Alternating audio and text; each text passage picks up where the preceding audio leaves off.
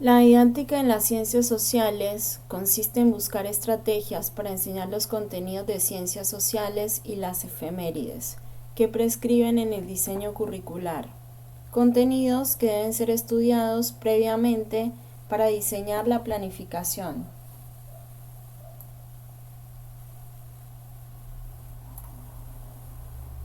Capítulo 1. Es necesario pensar en el sentido de la enseñanza, el por qué y para qué enseñar ciencias sociales. Si bien actualmente la finalidad del área es enseñar a comprender el mundo social a partir del desarrollo de capacidades, habilidades, actitudes y valores como consecuencia de una formación integral que articula propósitos cognitivos y connativos, siendo relevante que en el proceso de enseñanza y aprendizaje el estudiante sea un partícipe activo.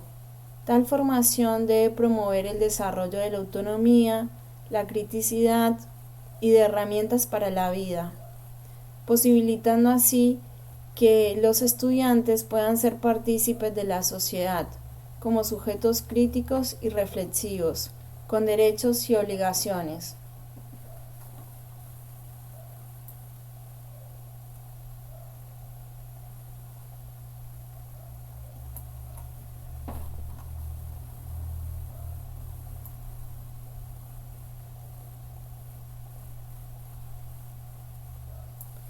Tal propósito deviene del actual diseño curricular de la provincia de Buenos Aires, el cual prescribe la aproximación crítica de la realidad social, la cual es desigual, diversa, multifacética, conflictiva, es multicausal, dado que comprende procesos y fenómenos.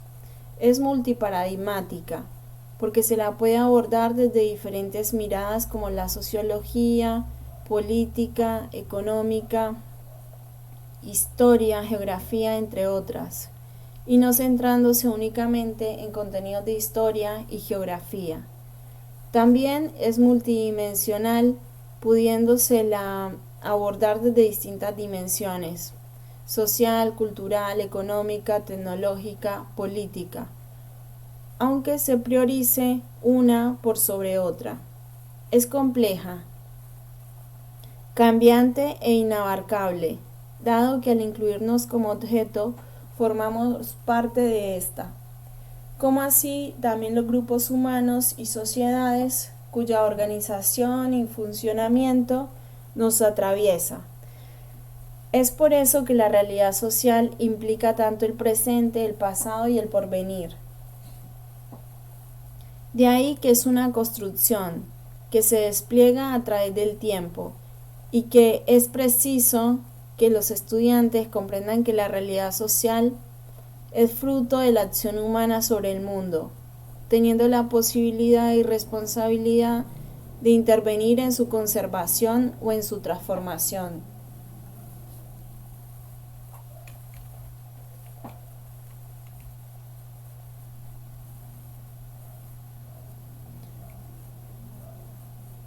Su aproximación crítica es posible cuando se orienta y promueve la reflexión y criticidad a la realidad local y global, a través de actividades que partan de problemas y los estudios de casos. Enfoque que prescribe el diseño, del contacto y análisis de variadas fuentes de información con distintas perspectivas del intercambio colectivo, de la apertura de espacios donde puedan ser partícipes en el intercambio, en la búsqueda de información, en la confrontación, argumentación, donde se analicen los prejuicios, se cuestionen y desnaturalicen los estereotipos, promoviendo una comprensión crítica del mundo a partir de su conocimiento. Propósitos cognitivos. En articulación, propósitos connativos. Propósitos identitarios, aproximándolos con los diversos grupos sociales, sus tradiciones y culturas, y nuestra historia, posibilitando que el estudiante revise su propia experiencia social y produzca identificaciones con esta. forjando el lazo social, identidad colectiva, promoviendo un compromiso social e inserción consciente. Esto contribuye en la construcción de la conciencia histórica para que el sujeto interprete el pasado y el presente y se posicione al futuro. El objeto de enseñanza de las ciencias sociales fue variando según propósitos políticos, pedagógicos y prioridades del gobierno de turno. Layes y Segal realizan un recorrido de la enseñanza de las ciencias sociales en las escuelas. En el siglo XIX, en un contexto donde se conformaba la idea de Estado-nación, idea de república, las élites dirigentes, ante la llegada masiva de inmigrantes en busca de trabajo, mano de obra necesaria ante el nuevo modelo económico, exportación de materias primas, lo que significaba la presencia de diversidad lingüística y cultural. Frente a esta ola de inmigrantes, deciden homogeneizar a la población, inculcando la idea de nación.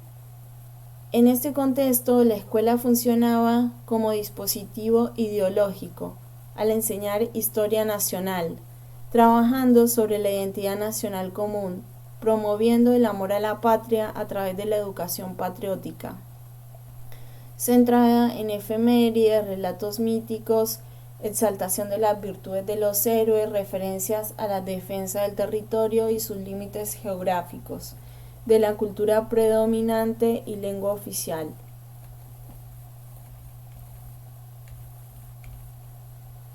Actualmente, aún en las aulas, puede detectarse parte de estas prácticas de enseñanza que perpetúan un currículum residual, el cual fue pensado en y para otros tiempos.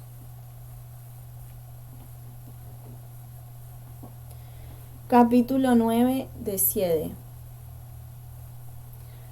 CIEDE propone renovar las propuestas de enseñanza al planificar, dejar de basarnos en nuestras experiencias estudiantiles que histórica y tradicionalmente responden a una pedagogía de la respuesta, y pensar y definir el objeto de enseñanza, reflexionar qué queremos enseñar, seleccionando contenido, cómo enseñarlo, cómo organizar esta propuesta de enseñanza, cómo organizar la clase. Propone partir del enfoque problematizador, plantear una problemática, ya sea a partir de preguntas, fuente, que sirven para indagar las ideas que posee el estudiante acerca de lo que se quiere enseñar y captar la atención del niño, preparándolos para recibir nuevas enseñanzas. El maestro debe estimular en sus discípulos el deseo de saber, antes de exigirle los esfuerzos necesarios para aprender. Se trata de pregunta con sentido, que constituya un desafío intelectual, que los movilice y los convoque a buscar la resolución del mismo, partiendo de lo que saben y de la información que brinde el docente, para de este modo construir el conocimiento que se pretende enseñar. De esta manera, la pregunta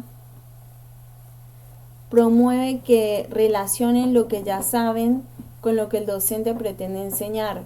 Cabe resaltar que los conocimientos previos, estas ideas que tienen sobre el mundo social, las construyeron en base de sus interacciones con otros, en un medio que es percibido de manera particular y es marcado por su entorno más cercano, según su género, clase social, cultura, sus posibilidades de acceso a información, conceptualizaciones adquiridas en el presente y constituyen el marco asimilador. Beatriz Eisenberg, desde el cual se va a atribuir significados a la información nueva, esta va a adquirir sentido cuando se relaciona y asimila el nuevo conocimiento con lo que ya saben. A veces se deforma el nuevo conocimiento para que responda a los propios parámetros, a sus valoraciones, creencias. Vemos que el conocimiento ya sabido tiende a perpetuarse. Se resiste a ser cambiado, actuando como una barrera frente a nuevos conocimientos. Bachelard lo denomina obstáculos. Al ser el objeto de estudio de las ciencias sociales, la realidad social cuyos rasgos característicos imposibilitan abordar su totalidad, la cual es inabarcable, dado que sus contenidos tienden a abrirse y ramificarse por el hecho de que los temas que abarca se relacionan con otros. Lo que propone SCIEDE para organizar y enseñar contenidos de las ciencias sociales es seleccionar recortes, como forma de seleccionar y delimitar el contenido que se quiere enseñar, delimitando así la realidad social, al separar una parcela de esta sobre la cual centrar la mirada, conservando la complejidad constitutiva del mundo social. El recorte nos permite organizar la enseñanza, al abordarse parte de un contenido, conceptos que se relacionan con otro recorte, ya sea en el mismo grado o en el sucesivo, analizándose las relaciones que los vinculan.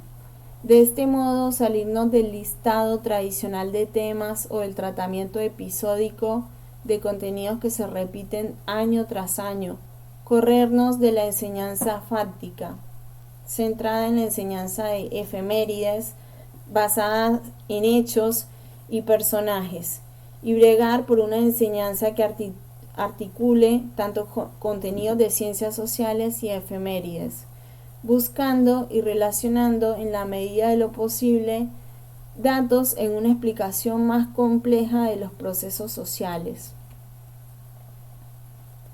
tratando en la selección de buscar un eje conceptual que organice los temas en términos de una trama explicativa donde se relacionen eventos, procesos, de modo que el sujeto sea constructor del conocimiento.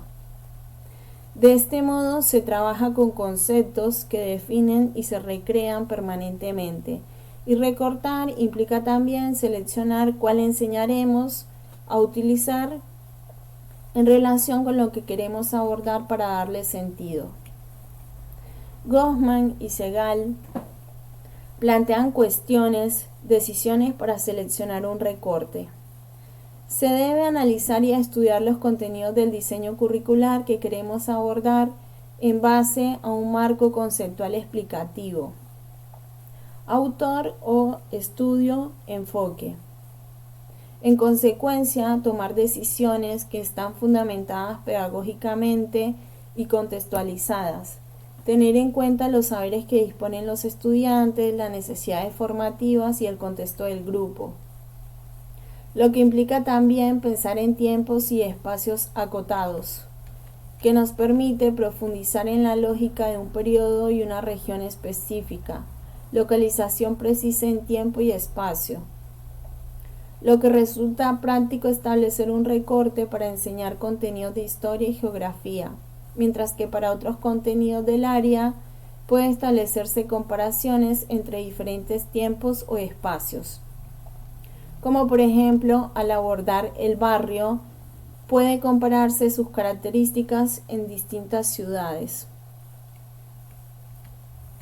Al definir y abordar un recorte, la pregunta problematizadora puede ser una puerta de entrada al contenido que quiere enseñarse, partiendo de una pregunta general para orientar e indicar por dónde, pero también va a delimitar el recorrido, llevándolos a indagar un fragmento de la realidad social, buscando en las ciencias todas aquellas herramientas conceptuales y procedimentales en conjunción con intervenciones del docente, quien guía al estudiante en búsqueda de una mejor respuesta, pero no única. Es el punto de partida desde la cual puede haber ramificaciones o reformulaciones sucesivas, posibilitando además pensar solos y con otros. ¿Qué efectos tiene una revolución en la vida cotidiana de la gente? ¿Por qué la gente migra? ¿Por qué se va de su lugar de origen? ¿Por qué llega a donde llega? ¿Cuáles son los efectos culturales de los procesos migratorios? ¿Cómo actúa el Estado ante las migraciones? Capítulo 3. La lectura es una herramienta trascendental para aprender historia. Son dos procesos que se entrelazan en una misma actividad. Aprendemos historia leyendo.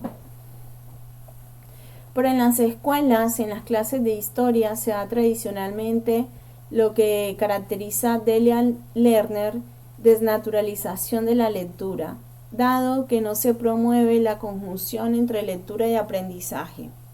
Porque la lectura, los estudiantes la desempeñan desde un rol pasivo.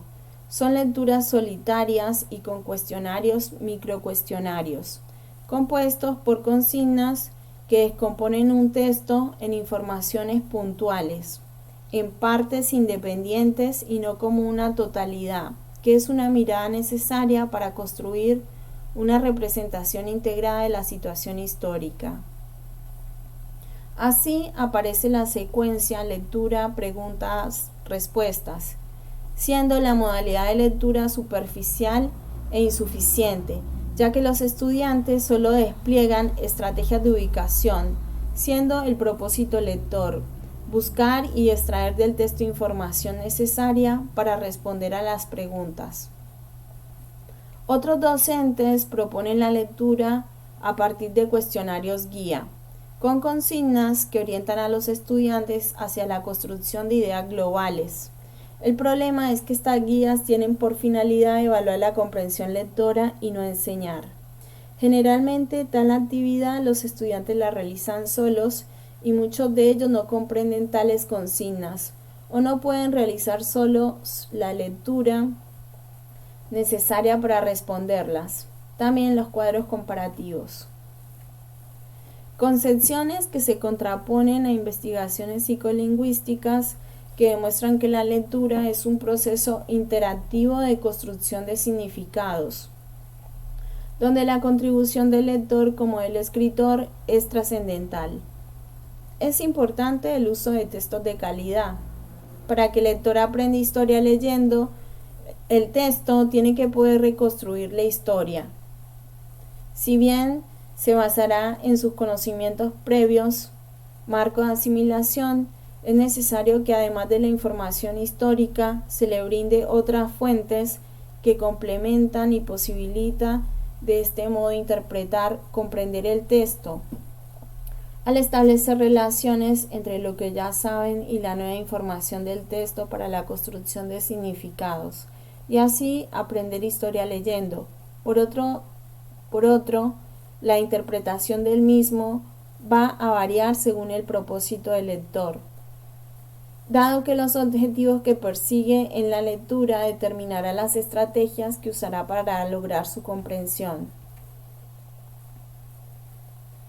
Eisenberg plantea condiciones didácticas necesarias para aprender historia leyendo. Señala que en las situaciones de lectura se estructuran y articulan sobre dos pilares. Primero, lectura enmarcada en el estudio del tema, contenido, cuyo propósito es conocer el mismo o alguno de sus aspectos. Segundo, desplegar la lectura en varios sentidos. El docente debe proveer diversos textos con diferentes explicaciones desde distintas perspectivas sobre el mismo tema, promoviendo la articulación a través de su comparación, enseñando así que la historia es la reconstrucción del pasado desde ciertas posturas. Plantear a los estudiantes una consigna abierta que los invita a leer el texto primero de manera individual, lo que además les otorga el espacio para desenvolverse como lectores y así realicen sus propias interpretaciones, siendo el propósito lector leer para saber. Luego se inicia una lectura compartida, acompañada por el docente, que parta de una consigna abierta. ¿Qué dice el autor?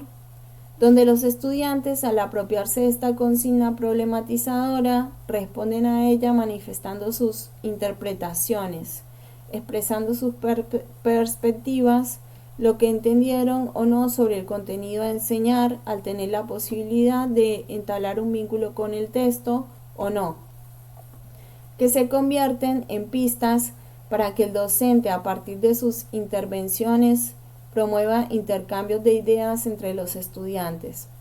Dar la palabra a quienes entendieron o están interesados y, de ser necesario, hacer relecturas que ayuden a alcanzar interpretaciones más ajustadas del texto, o también realizar relecturas de partes del texto. Brindar información, textos complementarios y explicaciones que no estén en el texto y los ayuden a comprenderlo, denominadas intervenciones de expansión y rellenado.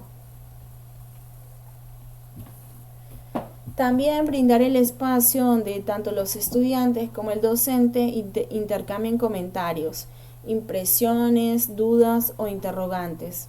Se trabaja desde sus interpretaciones, detectan obstáculos y se las orienta a partir de intervenciones para que alcancen una mayor comprensión del texto, enriqueciendo así la construcción del contenido que se pretenda enseñar, llegando a una interpretación colectiva a partir de una consigna abierta que crea un marco del texto. Y luego de esta aproximación al tema que trata el texto, se puede proponer la consigna global. Es una pregunta amplia que se relaciona con el contenido a enseñar, que da direccionalidad y orienta la reconstrucción colectiva del texto, registrando anotaciones para sistematizar las ideas centrales expresadas en el texto, pudiéndose plantear consignas analíticas que apuntan a ideas o expresiones puntuales del texto. El uso o articulación de distintos tipos de consignas dependen de los propósitos y contenidos a enseñar del texto de los estudiantes, debiéndose tener en cuenta a la hora de planificar o en el curso de una clase.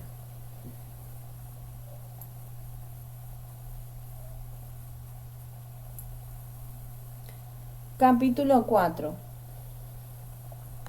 Enseñar sobre los pueblos originarios y la conquista del desierto.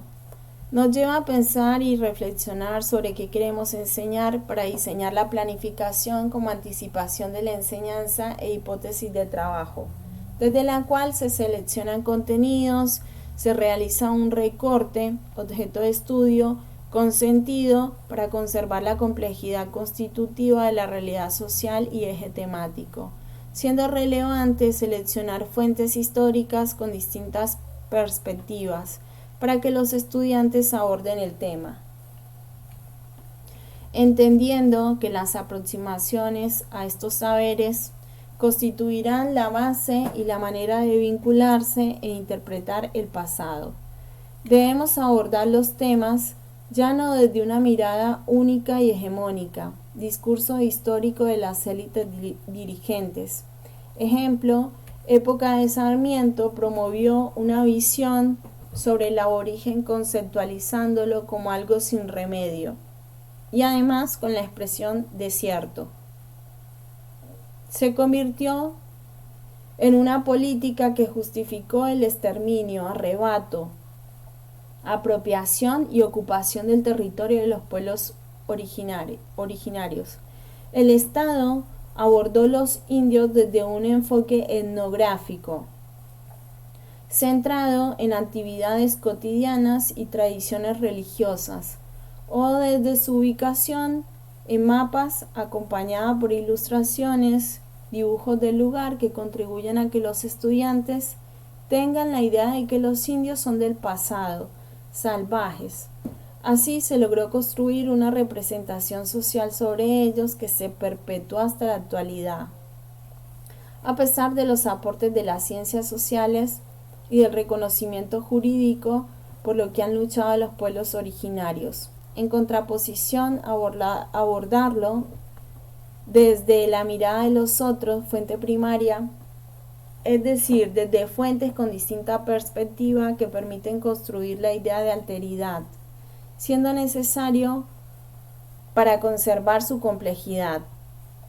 Trabajarlo desde la dimensión política, social, cultural, económica y tecnológica, siendo importante además delimitar los sujetos y el tiempo. Siglo XVIII a XIX. Espacio, trabajándolo diacrónica y sincrónicamente la historia de los pueblos. Esto nos posibilita aproximarnos a la realidad concreta y construir el proceso histórico, no de forma lineal, debiendo brindar espacios para problematizar saberes, analizar información, el intercambio colectivo donde pueda debatir, confrontar y argumentar, sistematizar información, compartiendo a través de intercambios aspectos de la vida de los originarios y comprendiendo que en el transcurso del tiempo ocurren procesos, situaciones que modificaron el pasado y también pueden incidir en el futuro. De esta manera, aprender que la historia es una construcción. Las autoras proponen una forma significativa de abordar el tema, cómo leer y estudiar el tema para apropiarse del contenido, debiendo brindar material variado acerca del tema.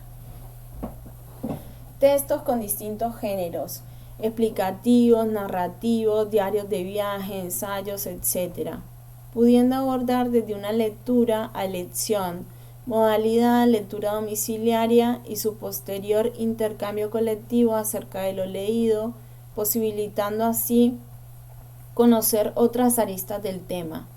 En este sentido, es relevante brindar diversas fuentes con distintas perspectivas.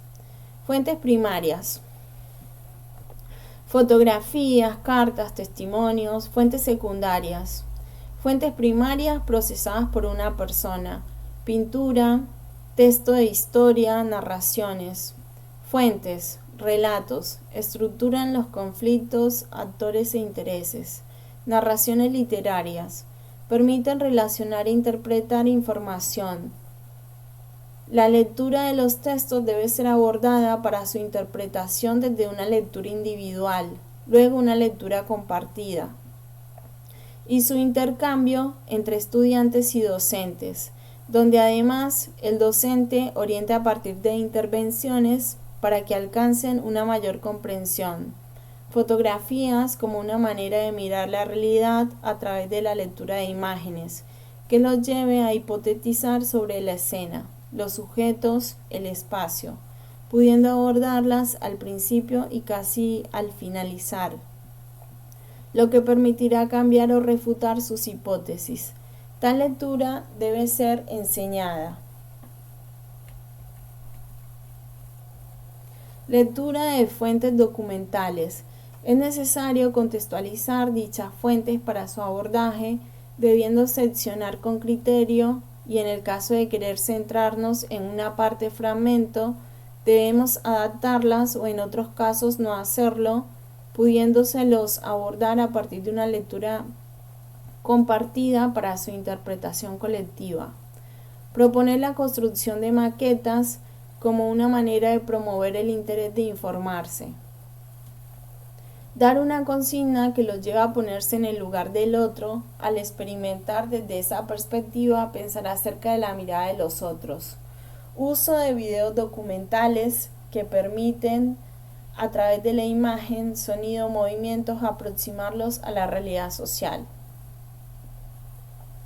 En segundo ciclo, promover que los estudiantes piensen en los hechos del pasado, diferenciando su posición de aquellos individuos que vivieron en otros tiempos para aproximarlos a sus conocimientos, metas, creencias y hábitos desde un lugar menos prejuicioso. Capítulo 2. Nación, algo para recordar, algo para celebrar, algo para proyectar. Silvia Finocchio. La autora destaca el uso de un libro icónico del autor José Stalin, cuyo contenido se centraba en la historia patria, veneración de los próceres que lograron la emancipación y la independencia para la constitución del Estado Nacional y su crecimiento. En la etapa se encuentra la imagen de la libertad, mujer de figura angelical, a su alrededor compuesto de elementos característicos de libertad. Por ejemplo, usa el gorro frigio, emblema de libertad, usado por los libertos y revolucionarios, y rodeado por cintas celestes y blancas. También considerado un evangelio nacional. El mismo tenía por finalidad construir la memoria nacional. Fue utilizada en Argentina a principios del siglo XX por decisión de las élites dirigentes del país al ver diversidad de inmigrantes, italianos, españoles, franceses, rusos, judíos, turcos, sirios, libaneses, astrohúngaros, alemanes, y en número muy inferior de portugueses, suizos, belgas y holandeses, habitando la Argentina, produciendo la transformación y el crecimiento de ciudades con diversidades lingüísticas y culturales, como también la expansión de pueblos y campañas.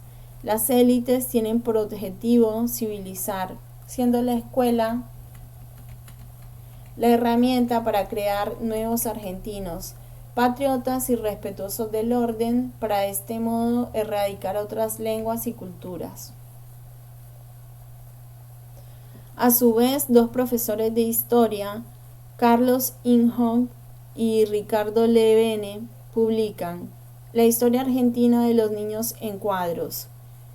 En esta hacían uso de imágenes, retratos de los héroes, íconos estructurales, símbolos patrios o imágenes de próceres, que acompañaban los textos que hasta ese momento eran transmitidos de modo verbal o libresco. En este sentido, las imágenes se orientaban a la formación del alma de los educandos y a través de la historia indicaba los niños a cómo comportarse para llegar a formar parte en la mayoría de edad del cuerpo político de ciudadanos. De este modo se conformaría la nación homogénea. Historia que unificaba el relato sobre el pasado histórico y cuya enseñanza en la escuela era complementada por ritos, actos escolares, oraciones a la bandera, el respeto a los símbolos patrios, etc. Tal historia patria o la historia nacional, junto con los rituales, formaban parte de la formación nacional, impactando en el día a día de la escuela y provocando que las efemérides, liturgias y símbolos rijan el calendario escolar. A su vez, esto incidió en los materiales educativos, versos y poemas, monólogos para las fiestas, teatro de efemérides, realización de símbolos en los cuadernos, etc. Este recurso, al igual que los objetos y láminas que continúan empleando en la actualidad, dado que completa conceptos, relatos y descripciones, ayudando al niño a interpretar mejor, además de estimular la intuición, y es considerada el alma de la enseñanza.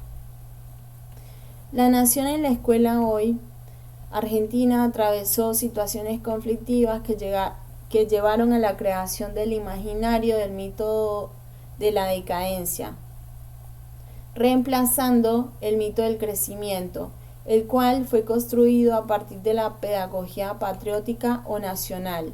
El mito de la decadencia a veces se lo asocia a lo político institucional, a lo económico y social, otras veces se lo vincula con la moral o a la cultura. Los autores plantean la necesidad de desnaturalizar la idea del mal asociado a la Argentina y desde nuestra posición como educadores creer en los contenidos y en la transmisión de los mismos para la formación y construcción de un nosotros más plural, inclusivo y democrático.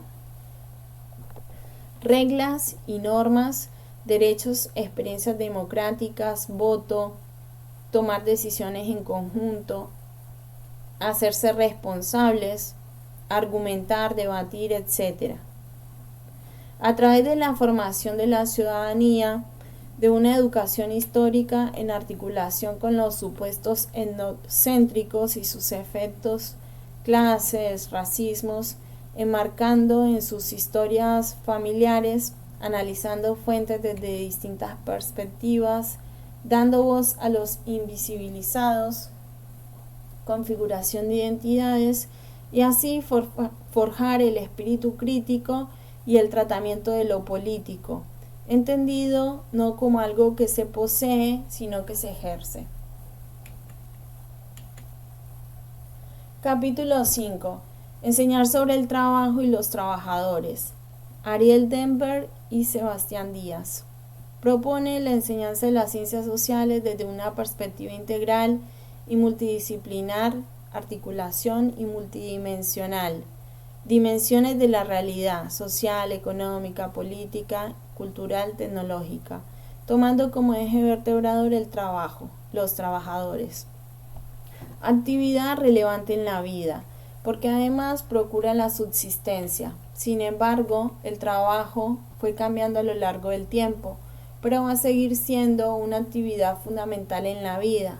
De ahí la importancia de prepararlos, ofreciendo a los estudiantes herramientas para analizar los problemas sociales más importantes del mundo contemporáneo, a través del conocimiento del pasado y el presente del mundo del trabajo, lo que posibilitará que comprendan los problemas del presente y también los ayudará a definir sus opciones con miras al futuro.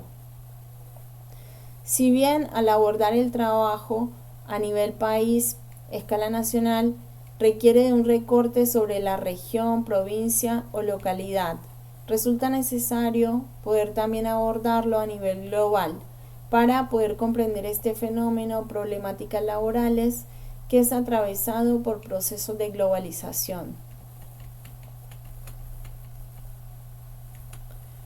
Para comprender el trabajo en el presente, se sugiere el análisis de 3 modelos o etapas en la organización del trabajo, periodo que va desde la segunda mitad del siglo XIX hasta nuestros días.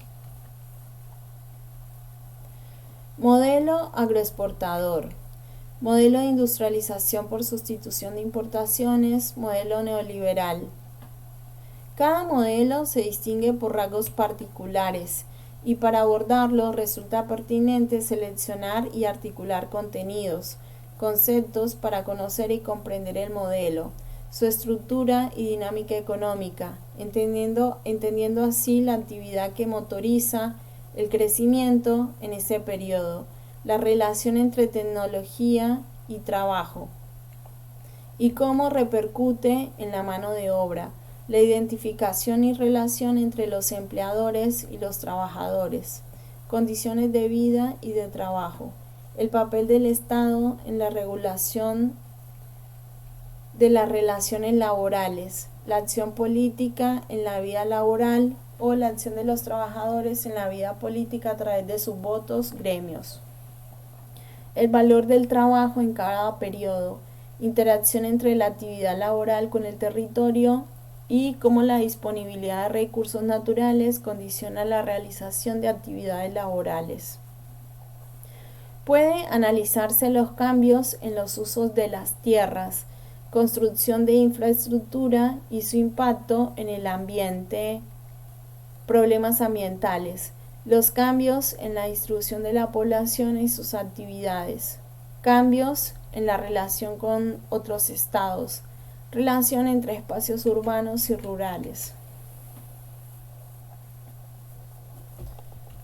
Modelo 1, 1860. Conforma el Estado Nacional, inserción de la Argentina en el mercado internacional, abundancia de materia prima, escaseaba capital extranjero y mano de obra, cubierta por inmigrantes que se establecieron como chacareros o peones, motor de la expansión económica, actividad agrícola y ganadera. Este modelo provocó el creciente proceso de urbanización, causando el surgimiento de ciudades por la introducción de tecnología para procesar esta materia prima, industria, fábricas y distribución, ferrocarriles, comercio, frigoríficos, etc. No hubo legislación laboral que protegiera a los trabajadores. Para mejorar las condiciones crearon sindicatos. En 1901 se creó la Federación Obrera Argentina, a partir de las manifestaciones y huelgas que estableció la ley de residencia en 1902, expulsión de extranjeros. Al ser represiva, se implementaron las primeras iniciativas de legislación laboral, descanso dominical, límite de horas. Modelo 2. Crisis internacional 1929-1930. Dificultad de importar productos agropecuarios, dado que los mercados externos estaban cerrados y tenían sus propias industrias más desarrolladas. Ante esta crisis, el Estado intervino en la regulación de la economía, favoreciendo la producción local y dando beneficios a los ciudadanos, salud, jubilación, empleo. Este modelo estatal se lo conoce como estado de bienestar. De esta manera, el Estado desempeñó un papel fundamental en la reorganización del modelo económico al otorgar créditos que expandieron la actividad industrial, mercado interno, motor de la economía que venía a reemplazar las importaciones, aunque este modelo siguió vigente hasta 1976. Crece la demanda de obreros fabriles, que en su mayoría fueron argentinos del interior y de países vecinos, aunque los inmigrantes continuaron llegando en menor medida. Crisis. Como los lugares no estaban preparados para alojar a la gran cantidad, se originan villas miserias. 1930 CGT. Con la llegada de Perón se sancionan varias leyes que beneficiaron a los trabajadores y los sindicatos. Voto popular. Creció el empleo estatal entre 1955 y 1976. Gobiernos militares reprimieron las demandas populares. Modelo 3. Crisis del estado de bienestar se produce el 24 de marzo de 1976. Golpe militar. Abandona el modelo de sustitución, limita su papel en la economía y da paso a la Argentina al mercado mundial de capitales y mercancías. Competencia de productos importados que provoca el cierre de fábricas y así la caída de la actividad productiva, originando la concentración del capital industrial. Se protege a los empleadores en detrimento de los derechos por los que lucharon los trabajadores. Se protege a los empleadores en detrimento de los derechos por los que lucharon los trabajadores. Se privatizaron todas las empresas públicas y en este proceso se producen despidos y cambios en las condiciones de trabajo a raíz de nuevas sanciones de leyes laborales que precarizaron las condiciones de trabajo e incrementaron el trabajo informal y en negro. Se estableció la convertibilidad del peso con el dólar, causando la dolarización de la economía, que ante un dólar barato desalentó la producción local y favoreció las importaciones. Ante la nueva revolución industrial que implicó la informatización y automatización de procesos productivos, empresas quebraron al no poder implementar estos cambios y tampoco el Estado ayudó. También algunos trabajadores no pudieron reconvertirse, quedando fuera del mercado de trabajo. Aparece el trabajo infantil en sectores marginados y muchas mujeres salieron a trabajar. El modelo neoliberal incrementó el fenómeno de la pobreza, desempleo, ante la desigualdad de la distribución de riquezas que provocó la fragmentación social. La dificultad de los gobiernos de resolver esta crisis económica generó desconfianza en la política que aún perdura en los ciudadanos. La posibilidad de cambio será resuelto de nuevas políticas, conflictos y luchas. Recursos. Análisis de información censal, análisis de fuentes primarias, conocimiento histórico desde la perspectiva de diferentes actores, relatos, cartas, análisis de recortes periodísticos, relación, trabajo, territorio, villas temporarias, lectura de mapas. Capítulo 6. Enseñar sobre los mundos rurales hoy, complejidad, cambios y simultaneidades. Villa y Cenobi. Propone para la enseñanza de espacios rurales correrse de presentarlo de modo genérico y estático, promoviendo que estudiantes lo vean como algo del pasado y sin avance. Visión idílica.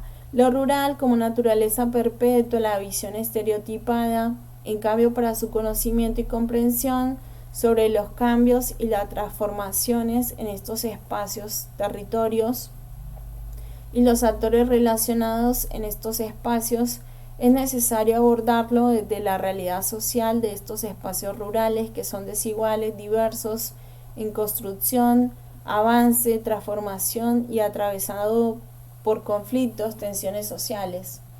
Ejemplo, en las producciones agropecuarias utilizan tecnología de punta. Entre los conceptos que pueden abordarse, neoruralidad, que trata actividades y prácticas económicas alternativas que generan nuevas formas de organización del territorio y el cuidado del mismo, que promueven el desarrollo de estos espacios a partir de actividades de recreación, contemplación, paisaje, fauna y flora autóctona, que coexisten con actividades primarias como la agricultura, ganadería, actividad forestal, pesca y minería. Este abordaje rompe con el preconcepto de que en las áreas rurales solo se realizan actividades primarias e introduce la complejidad de estos espacios en continuo desarrollo.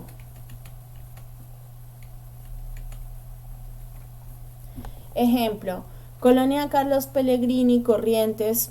En dicho lugar pasan dos situaciones que serán demostradas por testimonios que contraponen transformaciones productivas sociales y territoriales.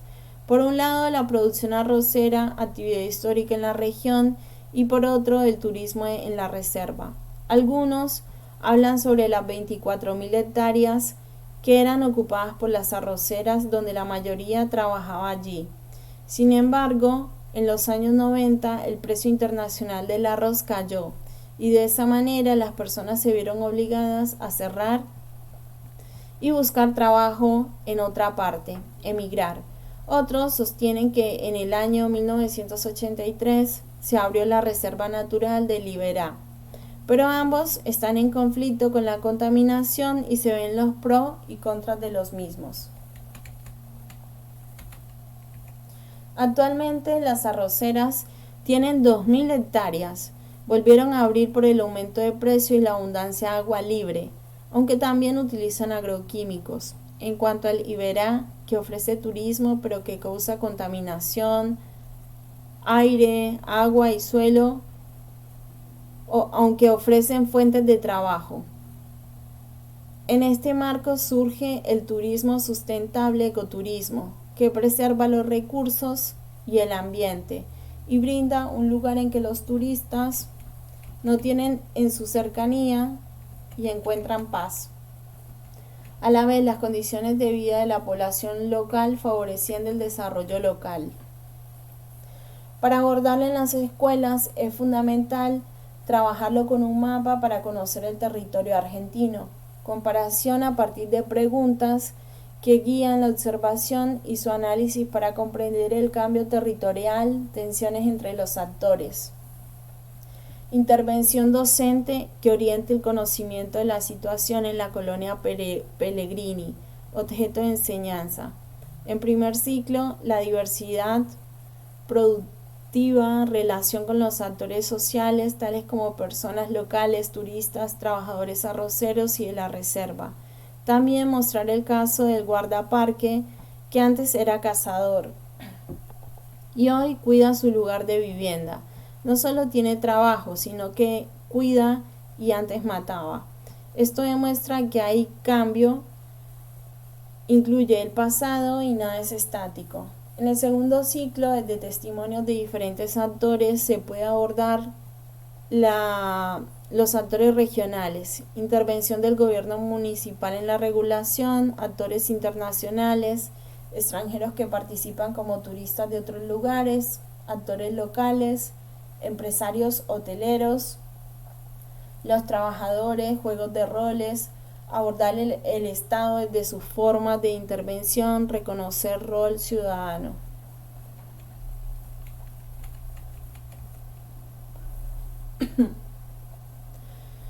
Capítulo 7.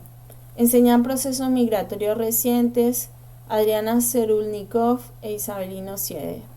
La migración es algo del pasado, pero también del presente. En la segunda mitad del siglo XIX, con la gran ola migratoria que transformaba la composición demográfica, las escuelas, currículum en la enseñanza de las ciencias sociales, se encargó de nacionalizar al otro a partir de contenidos de exaltación nacionalista, para que pierda sus costumbres, culturas, rasgos identitarios y adopte las nuestras. Perspectiva asimilacionista, y de este modo se integre. Los autores plantean que suele, en la enseñanza de la inmigración, incluirse solo dos oleadas migratorias: la inmigración aluvial, 1878 a 1914, impactaron demográficamente y territorialmente, y la inmigración temprana, 1857 a 1878, localidades que se originaron, y se excluyen las inmigraciones recientes, excepto cuando hay un porcentaje de estudiantes inmigrantes. Además, resaltan que la inmigración europea es casi inexistente. La africana es mínima y la asiática también. Sin embargo, fueron uno de los últimos movimientos hacia la Argentina. Cabe destacar que en la enseñanza del contenido de inmigración hay una folclorización, es decir, que se centra en la cultura, comida, vestimenta, las costumbres, y no tanto los aspectos demográficos, territoriales, políticos o económicos que inciden posiblemente en las decisiones de emigrar.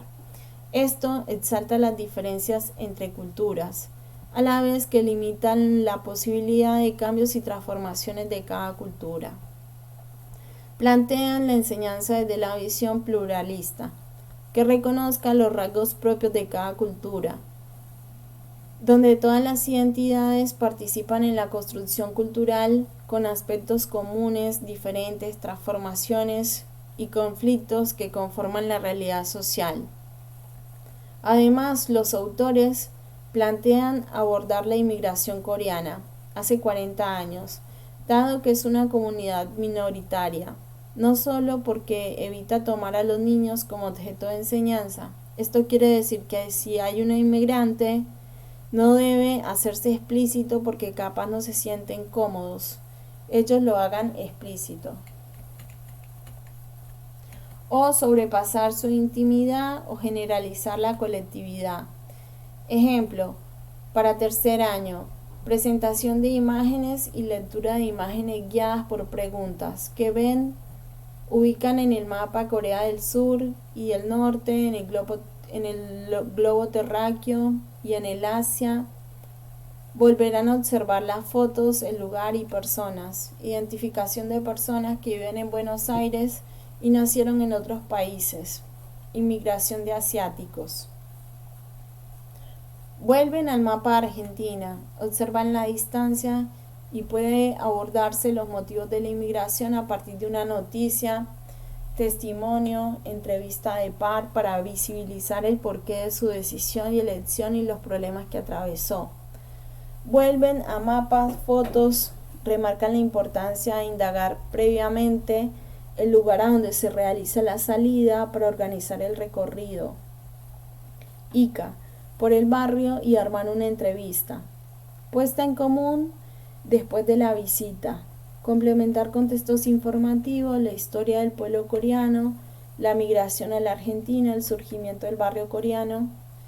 Escribir qué aprendieron, evaluación. Dicho recorte permitió abordar el contenido de migración, diversidad, respeto y alteridad, siempre con diferentes fuentes de información, problematizando y quitando el velo de lo obvio. Propósito de abordar inmigración reciente: pretende que conozcan la pluralidad de culturas que conforman esta nación y conocer el proceso de movimiento migratorio, decisiones por las que dejaron el país de origen. La elección del porqué de su llegada a este territorio y las dificultades y logros que afrontaron y afrontan, lo que permitirá comprender la complejidad de estos movimientos y de esta manera además transformar los juicios y prejuicios hacia los inmigrantes a partir de la información. Es relevante que el docente estudie lo que se propone enseñar para seleccionar un recorte, la organización grupal, la previsión de los tiempos, las consignas. Capítulo 8. Enseñar la historia reciente del país. Vera Carnovale y Alina Larramendi. Aquí nos centramos en el 24 de marzo de 1976, donde hubo una dictadura, terrorismo de Estado y disciplinamiento social, para imponer un modelo económico que es el neoliberalismo. Los autores destacan que al ser un contenido que se trabaja desde la vuelta a la democracia, se hace desde valores y derechos que poseen desde el nacimiento y resulta difícil que pueda pensarse sin estos. Además, a causa de la prescripción de su enseñanza, memoria, eje de la transmisión del pasado reciente, imperativo de recordar para no repetir, suele orientarse la enseñanza desde la visión moral de la historia, dualista que divide en buenos y malos a los actores, y de esta manera suele hacerse énfasis en los crímenes emblemáticos como la Noche de los Lápices,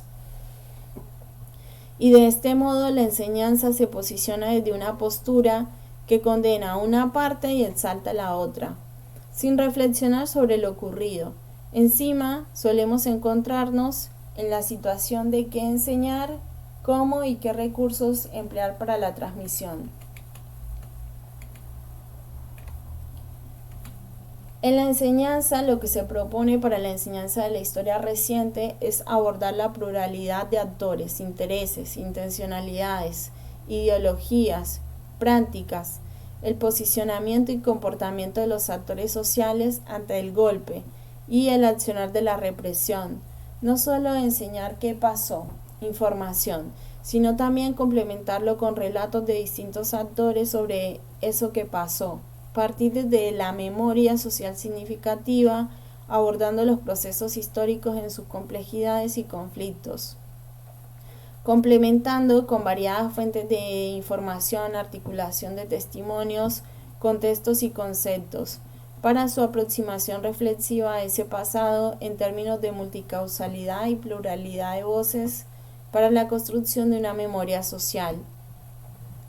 Por ejemplo, que los estudiantes no solo conozcan esta parte de la historia, sino que tomen el año 1976 como estudio. Porque no había industrias, qué pasó en el Mundial del 76, por ejemplo, para no quedarse solo en cuestiones repetidas. También esto es algo mío, pero trabajamos que este contexto histórico no se puede abordar solo, tiene que trabajarse con el 2 de abril y el 22 de noviembre, Día de la Identidad, y el 10 de diciembre. Son cuestiones que se entrelazan y sirven para ver el año 76. En primer ciclo, obviamente lo abordaremos desde los valores, identidad, y en segundo ciclo podremos profundizar más.